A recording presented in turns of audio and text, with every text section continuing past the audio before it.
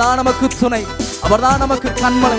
ஆமே, நித்திய கண்மலையாகிய தேவன் அவர் மேல நம்பிக்கை வைத்திருக்கிறதுனால ஒரு நாள் நம்முடைய குடும்பத்தை அவர் வெட்கப்பட விட மாட்டார். ஆமே, உணர்ந்து விசுவாசத்தோடு கூட அன்போடு கூட சொல்லலாமா? நீதானே என் துணையானி, என் கேடகமும் மானி. நீதானே என் துணையானி, என் கேடகமும் மானி. என்னை நினைப்பவரே, ஆசீர்வதிப்பவரே, என்னை நினைப்பவரே, அவர் ஆசீர்வதிப்பவரே.